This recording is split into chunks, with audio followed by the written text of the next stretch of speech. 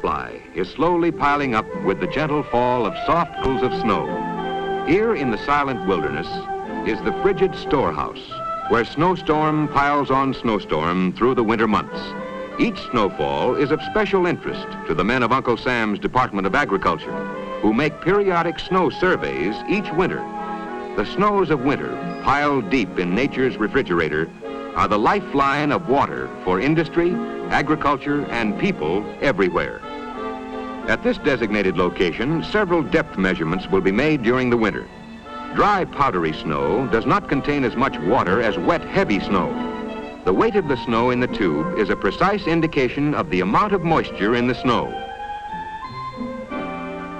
Carefully recorded, the figures from the snow survey enable accurate predictions for the amount of the spring and summer runoff. This forecast enables us to lay plans to live within our water income during the dry season. Electronics play a part in the snow survey, and this device also indicates the water content of the snow.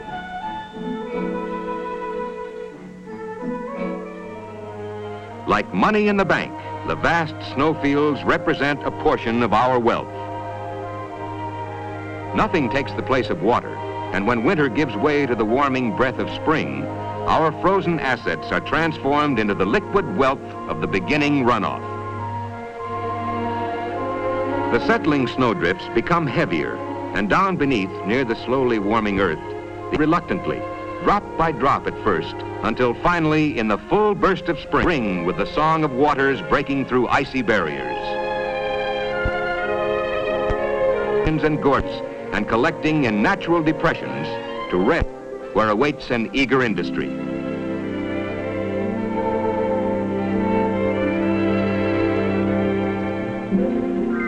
Technological growth in the United States imposes heavy demands on water for industrial and manufacturing processes. The making of steel and other metals accounts for the use of great quantities of water.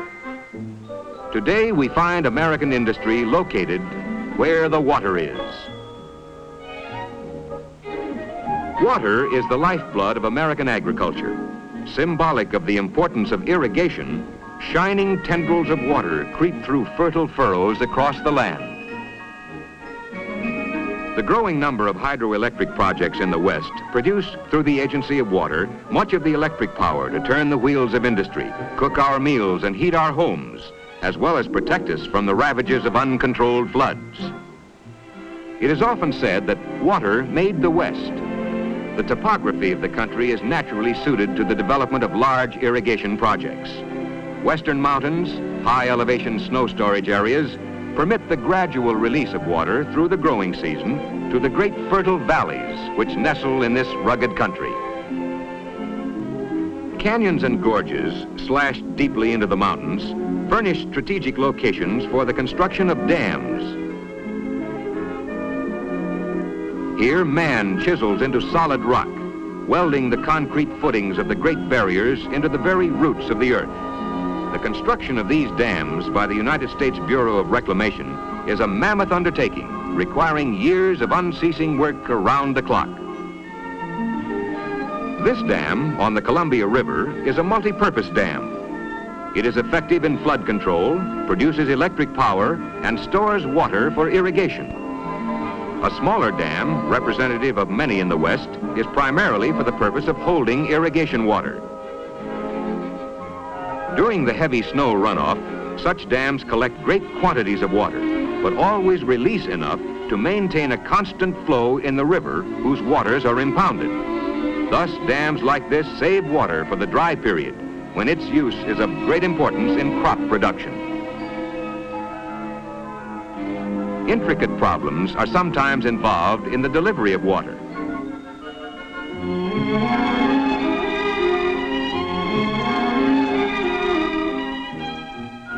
Here, a giant steel siphon tube moves water across a deep canyon.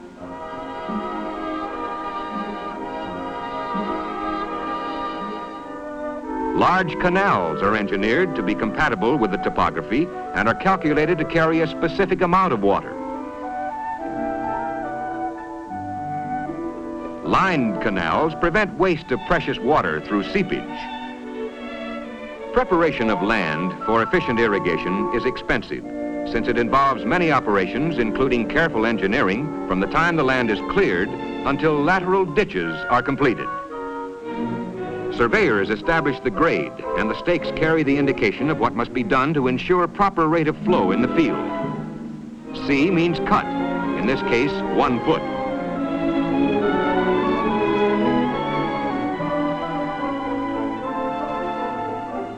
And F stands for fill. In this instance, 2 2/10 feet.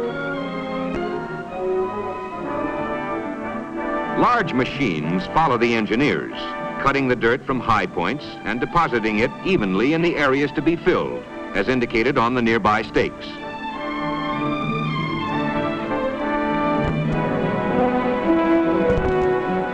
Virtually all operations to prepare land for agricultural use, including smoothing by the land plane, is done under contract by concerns specializing in this type of work.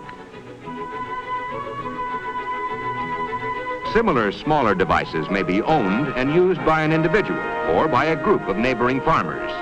The importance of the proper grade to ensure just the right rate of flow through the furrows cannot be overemphasized. In the early days of irrigation, most any ditch that would hold water was good enough. Today, with the ever-increasing demand for water, head ditches that carry the water to the field are carefully engineered to conserve water. Machinery digs better ditches in less time and at less cost.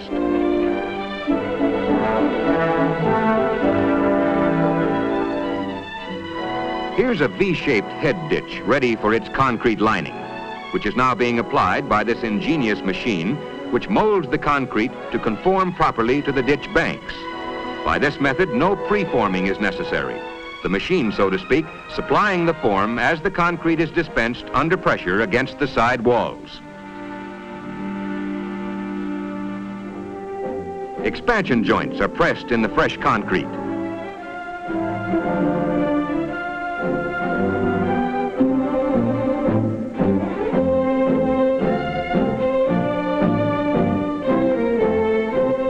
Prefabricated metal gate frames are placed in the side of the ditch and the wet concrete removed to make lateral openings.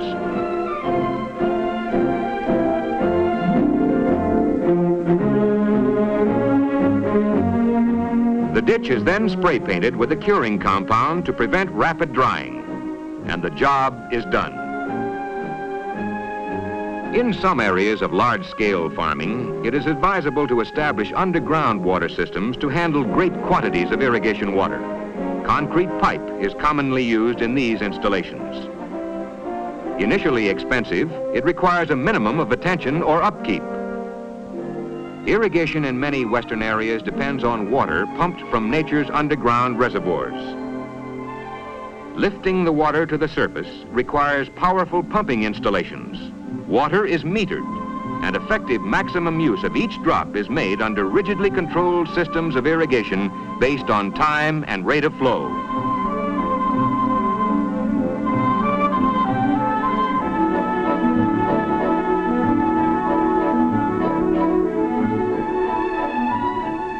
Concrete is commonly used to construct head gates and diversions. An outlet of this type affords a positive method of measuring the flow of water onto the field. This double diversion is equipped with steel gates that may be raised or lowered to control the flow of water.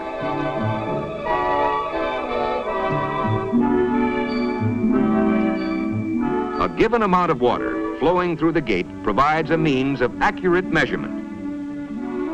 Drops prevent erosion by fast-flowing water. A clever arrangement of drops and gates combined with screens furnishes a way to eliminate weed seeds from irrigation water. Daily cleaning of the screens during the irrigation season is necessary to prevent clogging. Almost symbolic of the meaning of water to an arid land, this farmer prepares a field for pre-irrigation. An ingeniously constructed machine quickly extends the furrows from the crop to the head ditch, utilizing the tractor power takeoff. Using metal stops to raise the level of the water in the ditch, siphon tubes are used to take the water to the furrows. This is a practice widely used by irrigators, and either light metal or plastic siphons are employed.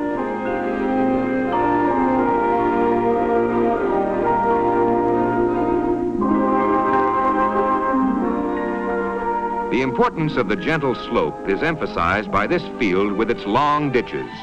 Slow-flowing water prevents washing and affords time for proper water absorption. In the continued evolution of irrigation methods, emphasis has been on new developments pointing toward a higher degree of mechanization to save time and labor. Electronics furnish the key to this novel arrangement, which permits one man to handle the irrigation of several hundred acres. First, all the gates, except the last one, must be set on the automatic triggers. The triggers are activated, one at a time, by an electrical charge from the battery, which gets its orders from the radio receiver next to it. The sending unit consists of a moisture meter called a tensiometer and a radio transmitter. At the lower end of the field, the tensiometer is forced into the soil to a depth that would indicate irrigation to field capacity.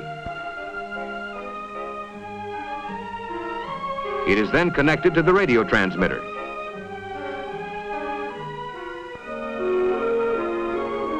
The gauge on the tensiometer is set and the system is ready to operate. As the ditch fills with water, the last check dam raises the level sufficiently for the water to run through the outlets and into the corrugations in the field.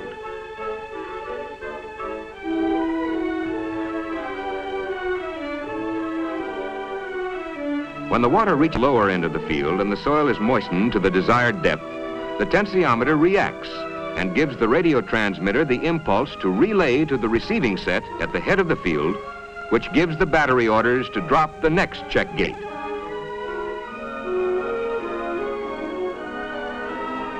When irrigation is completed in the second block, another radio message repeats the process, activating the solenoid that pulls the trigger and drops the second gate.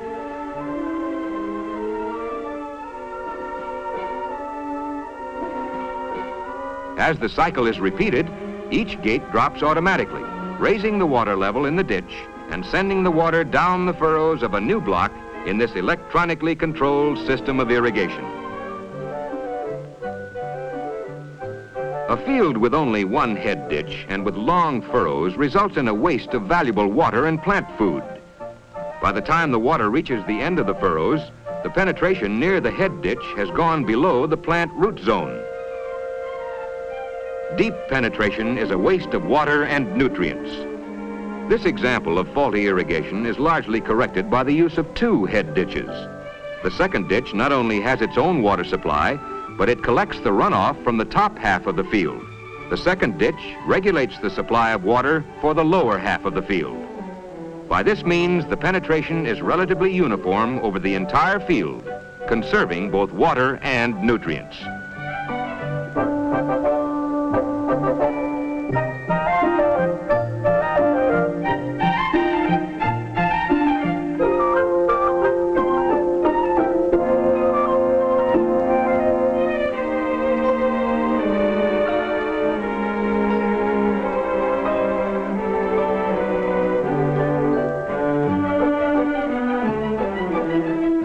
This gated pipe serves as a second head ditch without using valuable cropland.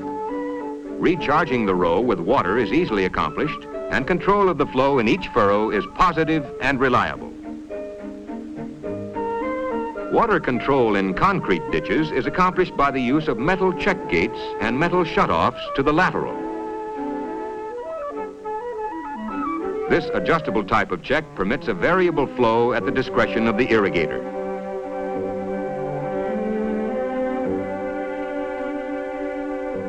Large pumps working day and night bring water to this storage reservoir for subsequent daily use. With the water released into the underground system, it is a simple matter to turn the water into the desired laterals. The tire casing prevents washing. With a large accumulation of water in the reservoir, it is possible to irrigate several fields at once under one man's supervision. Any means that ensures a controlled and constant flow of water is desirable. There are many types of adjustable, hand-regulated outlets. This simple and inexpensive device permits positive control. Pipe sections likewise play a part in regulating flow and can be utilized in many varied setups.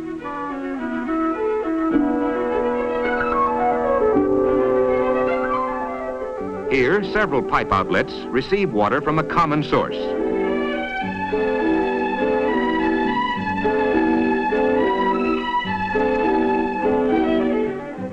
Border irrigation is commonly used on western pastures and forage crops. Here, the object is to spread the stream over a strip 30 to 50 feet wide, depending on the amount of water available. The method of applying water depends not only on the topography of the land, but on the particular needs of the crop.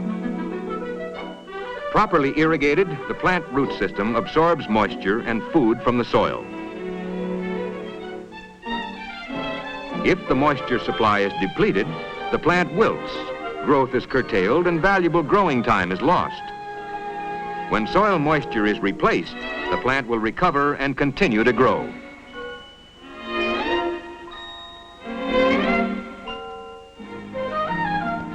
Over-irrigation, or the excessive application of water to the root zone, causes the plant to become unhealthy. The amount of water properly applied to the plant root zone depends largely on the water holding capacity of the soil and the rate of use by the plant. In fields where a hard pan or impervious layer occurs, water should be applied only long enough to wet the plant root zone. Over-irrigation may cause curtailment of growth from the accumulation of water.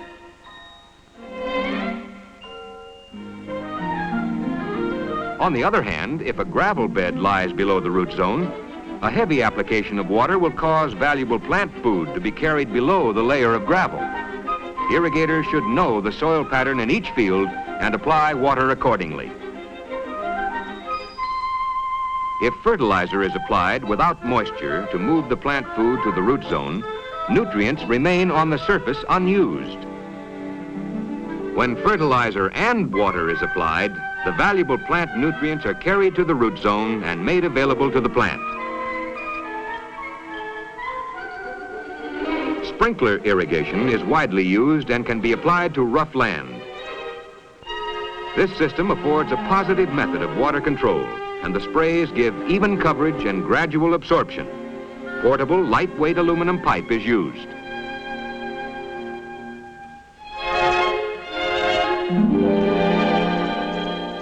Well adapted to shallow root crops, sprinklers are used on deep root crops by simply increasing the application.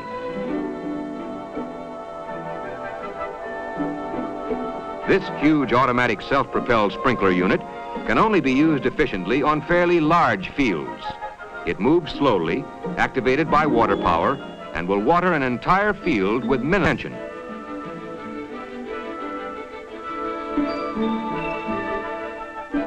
This high-pressure system is portable and adapted to low or high crops. Tail water can be pumped back to the head ditch and reused. Or it can be caught and re-regulated after irrigating a high field and used to water a lower field.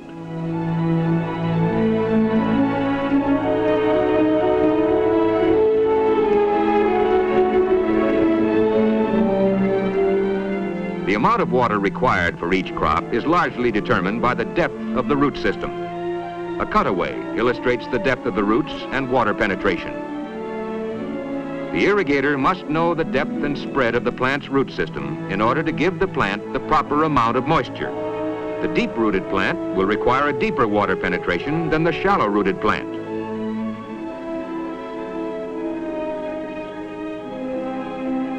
To know the depth of water penetration and soil conditions, a soil auger bit is used.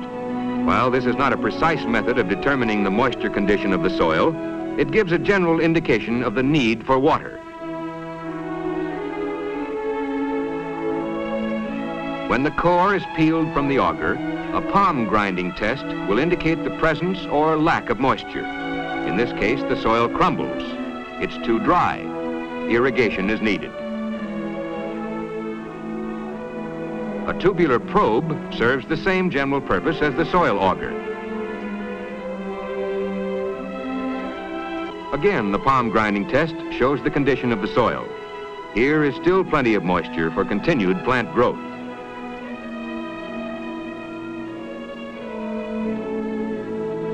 Young plants will not require the same degree of water saturation as older, more mature plants.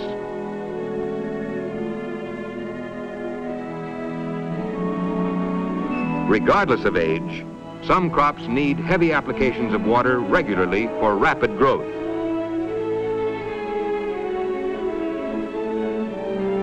Lettuce, requiring light applications of water, needs more frequent irrigation than other crops with less water assimilating capacity. Although widely spaced at the time of planting, these maturing trees have extended their roots between the rows. Therefore, virtually all the orchard area must be irrigated to ensure coverage of the entire root systems. Irrigation is not fraught with glamour. The bountiful crops that result from man-applied water are rewards for an exacting and laborious occupation. As compared to dry farming, irrigation has removed much of the risk, transforming dry areas producing a single precarious crop into rich, well-watered soil, producing many different crops in increased tonnage. In some areas, hops are an important crop requiring meticulous care and involving a considerable investment. Careful irrigation is the key to the quality that makes this specialty crop profitable.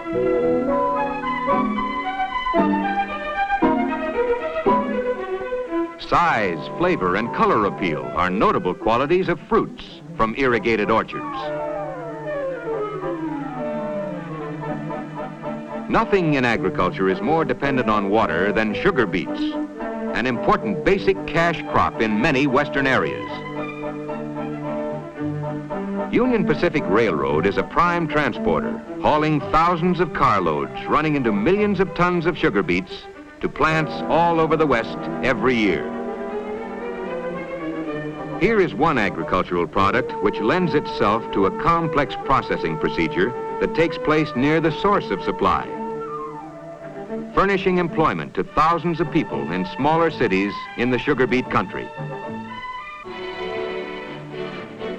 And when the time comes to deliver the sugar to America's sweet tooth, Union Pacific is right on time with specially constructed plastic-lined cars for bulk transportation of sugar to markets everywhere.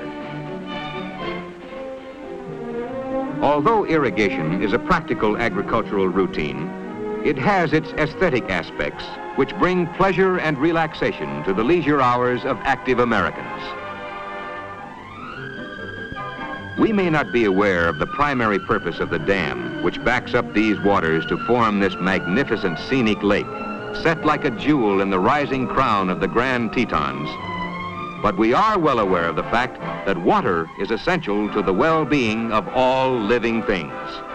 Sports-loving Americans enjoy even more strenuous pursuits on these mountain lakes, which are also contributions to the conservation of our wildlife by providing habitats for many creatures of the wild.